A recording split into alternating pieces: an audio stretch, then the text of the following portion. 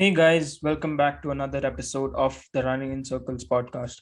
In today's episode, we have joining us for the first time, Venu. Hi Pallav, hi Nikhil. Yes. Hello. And for the second time in this season, we have Nikhil. Hey Pallav and Venu, good to be here. Yes, hello, both of you. So, recently there was this news, not news, recently Parag Agarwal became the new CEO of Twitter. And, that got me thinking that, this could be a nice podcast episode. So, in today's episode, I wanted to discuss about, Indians, not Indians specifically, but like, uh, how do foreign people make it big through, immigration? And what are some of the reasons behind it. So to start off this episode, I wanted to ask, what are some of the reasons behind immigrants making it big abroad? So I'll start. So I think it's like, think about it this way. It's very difficult for someone to leave their home country where all their parents and relatives live and go to a new country and start life afresh, right? It Correct. requires a certain amount of risk, A lot of risk effort and also. a lot of effort, risk, bravery and stuff. So I think that really works to their advantage. So they sort of become very entrepreneurial in nature, and and that really helps them succeed, right? Not trying out, uh, always being in your comfort zone doesn't really help you, Correct. and having that risk taking appetite really helps you a long way in getting success. So I think that's the psyche, really helps, is what I feel. Hmm. Yeah, I I think there's also, there's a factor of privilege here as well. If you think about it, people who tend to emigrate from their home countries, um, obviously there is a certain amount of investment. Just to begin with, you have to pay for your flight, and Correct. most people become students and then end up settling in whatever country they go to, and so it's not affordable for everyone, which means these people who have the ability to go to other countries probably also had the ability to have good foundation in terms of their education and what they've been exposed to. And so right off the bat, I think they're starting off at a different level, and so it's usually the top x% of a country's population that ends up in other countries. And so when you look at it, all the immigrants from a certain country would be like among the you know Top at X least percent. privileged, at Hmm. least privileged. It doesn't necessarily mean in terms of abilities. Hmm. And so they're disproportionately you know set to succeed more than the native, the home population of whatever country they immigrate to. Hmm. And so we'll notice, when an immigrant, that's the thing, like in the US, for example, you'll notice when there is an immigrant who succeeds or has achieved something, versus if it's just what we would consider to be Ordinary citizen. yeah, an ordinary American. It's like, yeah, okay, fine, he whatever, right? Hmm. Yeah, I feel like my answer would also be along similar lines, that uh, the reason why immigrants make it big is because of two things. You must be very hardworking in the first place, that you decided to take such a big step in your life, and make such a big commitment to leaving your origin country, to pursuing your dreams uh, in the foreign country. So I feel like when there is such a big commitment, not just financially but also like career wise, that you've made that decision that you want to go abroad to pursue your dreams. I feel like that determination is what drives people to another level that you don't see in any ordinary citizen in the foreign country. And that's the reason why uh, we see so many good immigration stories from all around the world, and not just US. There are so many people who've made it big in the UK. Like, I'm sure you guys must have heard of a lot of Indians and Pakistanis in the UK legislative system itself. So Hmm. so Yeah. yeah. One thing, Pallav, that you sort Hmm. of sidestep, but I think is important to address is how we see, like, the US is the classic example. We see, if you look at like international student numbers, Indians Hmm. are actually dwarfed by the number of Chinese international students in the Hmm. US. But if you look at, executive positions held by immigrants, the numbers are reversed. In fact, um, if there are people of East Asian origin, they're probably first, second generation immigrants at best, right? Hmm. There's a a mismatch in the numbers. You'd think, if there are more students from one country, they tend to be the higher probability of them making it up, and that's actually an advantage that I think Indians, I'm specifying Indians, but I guess this applies to any other country with the same advantage, which is the fact that English is so prevalent Yeah, in yeah, our Yeah. country, right? yeah. Correct. That's a huge advantage, especially like if you look at engineers, you have a lot of like East Asian engineers, Chinese, Japanese people, Korean people. They're very smart, and they make it in that in that career growth pathway. They can become like really good engineers. They can build really great things, but along the exact lines, your communication ability, it just, because we have English as such a close part of our lives in India, it makes it a lot easier for us Correct. than for someone from China who who's used to speaking, writing, reading Chinese throughout their lives, and now have to Hmm. live in a country that Where does this, yeah, where it's non-existent, and they have to learn and adjust to a new language, their culture, their hmm. popular references and stuff like that. Hmm. Yeah. Yeah, yeah. Correct. So, moving on further into the discussion, uh, whenever we hear these news that ex Indian has made it as the CEO as of X company, we celebrate it in some way, and there's of course people who ask the question that why wasn't this guy in India and doing great things here. So I wanted to ask, what impact does immigration have on the country of origin? I mean, like what Nikhil said, right? It's the privileged, the guys with the money and that social sophistication that go abroad, right? So obviously, there's a lot of brain drain happening, right? I Mm, mean, this I think everyone will agree. I mean, take and I mean, take the example of something like Kerala. I mean, it's not really the best place to do business, but the same Keralites go abroad and start amazing businesses in Dubai or whatever, right? We have a lot of entrepreneurs in Dubai and mm, all that stuff. So I mean, it's really a missed opportunity. This particular thing. mm, And on the contrary, if you think about it, when so like there's a lot of people in tech immigrating from India, Mm. but now the startup scene in India has exploded. exploding. Yeah, There's yeah. a It lot has of exploded people now. Yeah, who choose to return from wherever they were. They have the experience they gained from being in a very innovative and successful international company, and they bring that experience back to India, and they like to invest that and their obviously financial assets as well in a startup that's based out of India. And so that's the thing, right? So we see an example of success where if the country, the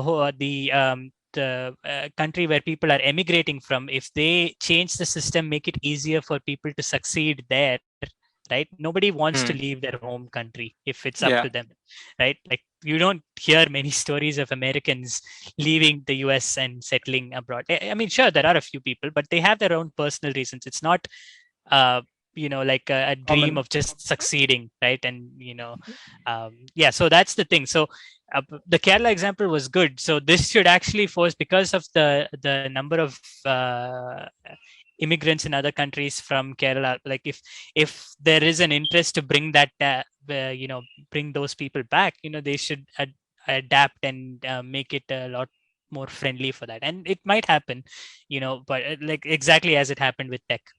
Mm, mm. Yeah. yeah. Also another reason to add on this is you usually migrate to another country when you're between 20 to 30s, when your capacity to work is maximum. So I feel like when this talent is drained to another country, uh, it causes reduced economic growth in the country of origin. So I'm sure that if this talent was in India, or like in the origin country, it would have uh, led to further economic growth of the country of origin. But because there isn't a structure uh, available in the origin country, that the talent just goes to another country where there is proper structure. But yeah, as Nikhil said, now the structure of startups in India is very good. I think we have the second most startups after US in the world. Second So most unicorns, not just startups. Unicorns. not just startups, yeah. That's pretty amazing Yeah, considering where we were like 10 years ago. correct. So Yeah. that this is obviously a great major boost. for- Pallav, I have to slightly disagree with you there when you said Mhm. it's a net negative impact for the Origin uh, country. yeah, origin country, because if there's two things here. So we seem to be focusing on white collar immigrants, but Correct. there is the, as Venu mentioned, there's a significant number of Indian blue collar workers in Mhm. the Middle East, for Yeah, example, right? yeah, And the thing about these people is that they have a habit of sending back essentially a big percentage of what they earn abroad, right? yeah. And again, we have unemployment and stuff, so these people Mhm. might not have as much of an opportunity to work here in Mhm. India as they would, unless we open up more of those types of jobs. Yeah. And so there is, like, Kerala, for example, the economy of Kerala is basically propped up by remittances from other countries, right? It's Mhm. a significant, a disproportionate percentage of Kerala's revenue, or let's say their economy, right, Income. is coming Mhm. from remittances. The other part Mhm. of it is, if there were no immigrants, right, who went abroad, who learned from the best, right?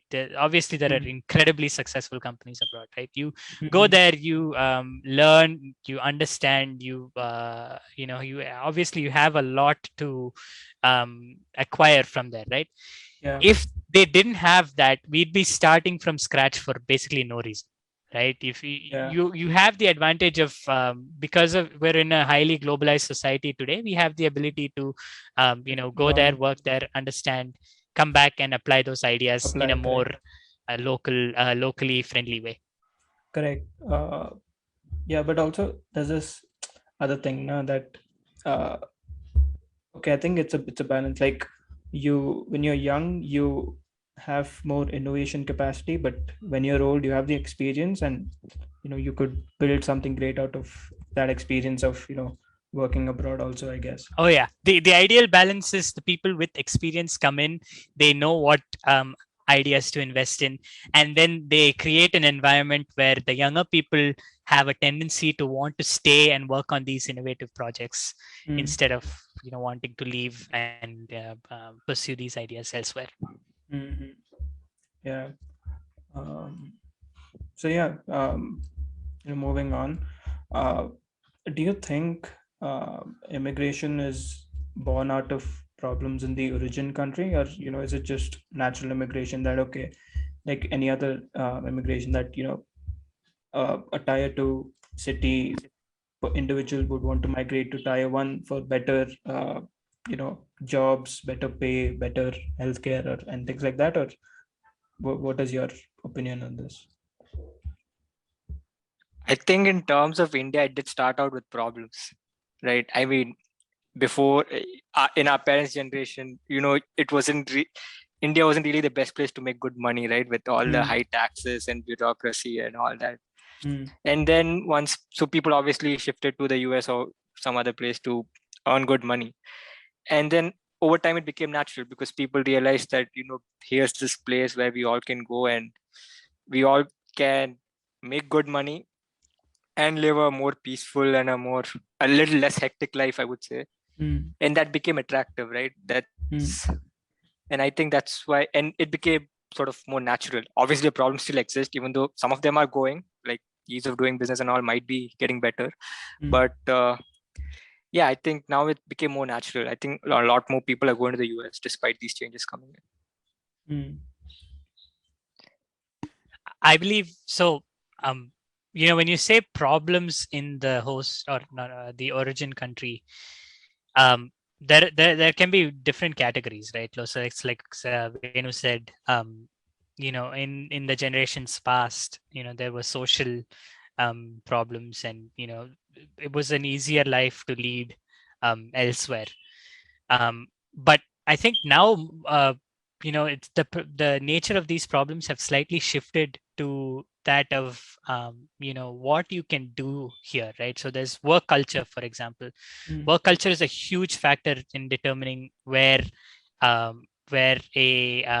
person stays to work. Like even within a country, right? People jump ship all the time just because another company is more favorable in terms of how employee friendly they are. So that in that regards, I feel like immigration is doing sort of a good thing that's forcing Indian companies to abandon their archaic work culture, the hierarchy and the red tape, the bureaucracy, and try to be a lot more like I've heard in recent years. Like I'm speaking from like 10 years ago, when like my parents used to talk about their work and what kind of problems they were dealing with, versus now where you have much more friendly work Companies. environments. Yeah, and in fact we probably are at par with international companies in other countries as well, in terms of benefits and the flexibility that workers get and stuff like that. So yeah, and this I think is a result of people realizing that other they have it good in other countries, and we need to bring that here. Yeah, like they need to better pay their employees to maintain their talent. Oh yeah, and this is that's actually an even bigger factor. Like the pay rate today is insane. I think this is probably the closest we've come to like more developed countries in terms of salaries, at least in tech. It's the amount of money people are making is ridiculous. It's good ridiculous, because yes, everyone should be paid as much as that. This is the nature of a free market, but that's the thing. So people are more exposed to what's happening in other countries because of immigration. Yeah.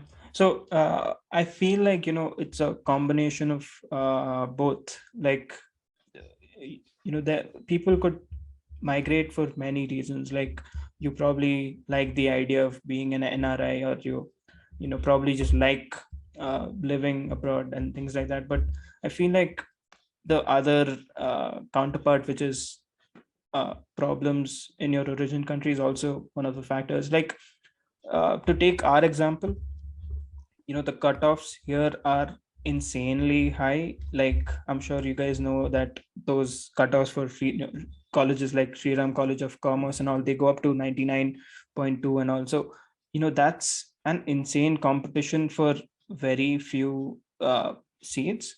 Also, like the good college, there are very few good universities in India, and even the best universities don't feature a lot in the in those ranking charts, because research, like we don't, the funding for research isn't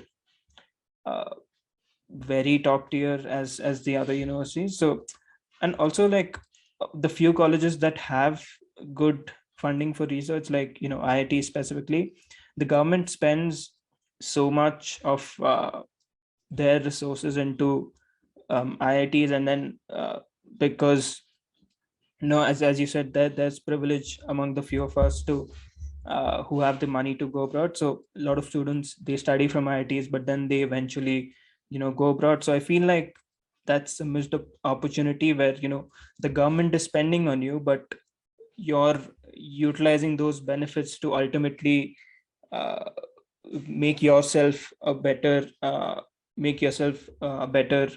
uh, employee. So I feel like, that's a. Pallav, Hmm, Pallav, what about, so I hear you, hmm, but what about this the insane number of people who graduate from IITs and NITs with their bachelor's degree, who choose to do a master's and go abroad? So it's yes, there is competition. There's obviously competition, and the people with hmm, privilege can get around that problem by just skipping the line, really. hmm, But also the people who are fortunate and skilled enough to make it into these top tier colleges still end up emigrating. So hmm, there is a competition factor, but also even the people who are not affected by it seem to be emigrating. hmm. Yeah, so that would again come into natural immigration. Now that you are privileged, so you are skipping, as you said, you're skipping the line of competition, and No, but making. these people have already skipped it and they got a degree from our top colleges like IITs and NITs. What makes them want to emigrate still and do a master's abroad and Exactly. potentially end So up settling there? who knows the reason behind this? Like, at least, like, none of us have graduated from IITs, that we could talk about that. But I mean, the point I'm trying to say is that that's sort of a problem, that government is spending on you, but you have misused this government spending to make your life better. So that's the point I'm trying to I say. wouldn't use the word misuse, but I get your point. There's also Yeah. the other factor of, if you look at, again, a good comparison, like this is a common theme, which is the nature of Indian immigrants in other countries versus Chinese immigrants, who are naturally the next or probably larger in number. Mm, um, there is a huge number of Chinese international students who get a master's degree abroad mm, and end up going back to China and you know either starting a company or end up working at a big company there, using the knowledge gained in the university abroad, yeah. versus India, where the immigrants tend to stick around in their new host country and just contributing there instead. I feel like that would be a total different podcast episode, where we could discuss, why do immigrants stay abroad, not come back to home country. I mean, I that's mean, because in some sense, China is definitely a better country than India, right? I mean, you have ample opportunities in China, unlike India, I would say. I mean, So where if you where, keep where the exactly is the gap? Like, recent, what can we do here to make people I mean, want to? I mean, that's I feel like that's not a common trend. Like, you can't jot down a particular reason as to why some people come back to home country and some people do not, because there are many reasons why people would not want to choose to come back. Like, you probably don't want to come back into a competitive environment. You probably got a permanent residency abroad, or probably like the idea of being an NRI, and staying abroad. So I don't think there's one reason to that question. There are, you could. This also goes back to, like, the Olympics, for example. There is a Hmm, huge number of people, athletes, competing for China, who have citizenships in other countries like Canada or the USA. So there seems to be a sort of I don't know what it is, but like there is a tendency for these immigrants to have, even if they accept the citizenship of another country, even if they call that country home, there is a tendency for them to come back and contribute to that country in whether it's athletics or um, tech or whatever area you focus in. hmm. Yeah, I think that's an individualistic trait. That's an individual decision, and not like society based decision. So yeah. So anything else you want to add here? I mean, no, I just wanted to say something. I might be digressing, but regarding the competition part that you're talking about, Hmm, I think competition in India will definitely reduce if people just started doing what they want to do. and not just jump to engineering or medical thing. If people are interested in something, they should just take that and stick with it. I mean, like, you see this, right? A lot of guys do engineering and then they start doing acting or start YouTube channels or whatever. I think that's not really, I mean, you can do that, sure, but I think in some way This that really sort of does injustice to a guy who's really interested in doing engineering and wants that seat. this goes back to that risk-taking mentality. At home, I don't think, at least Indians in general, tend to want to take risks. It's always like, okay, take that engineering degree, keep it as a backup, then you do whatever you want. Yeah, And I mean, Yeah. and if it doesn't pan out for you, you always have that engineering degree to fall back on. And there's so many jobs in that field, you probably will make something out of it. I mean, that's not true, really. There's only jobs. I mean, in India, there's only jobs in computer science. I don't think there's so many jobs in. Oh, true. Okay, so maybe Yeah.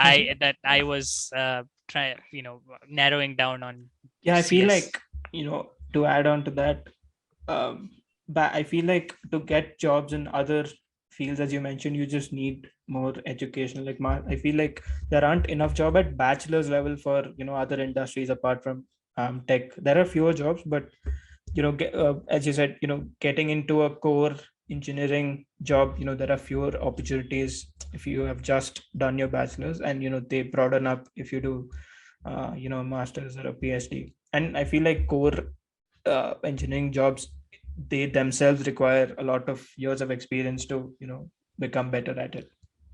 There's I also mean, the factor of like standard of living in terms of other jobs, right? Like, for example, I was shocked to learn that like in the US, you can have truck drivers, literally people who drive trucks, who make 6 figures in a year after a few years of working, right? That's insane. So it doesn't, I mean, you can expect a minimum standard of living regardless of what job you do. So you have the choice to pick what you like doing. You can go into academics and succeed there and get that sort of a job, but also other jobs where it's more skill based, or other factors, right?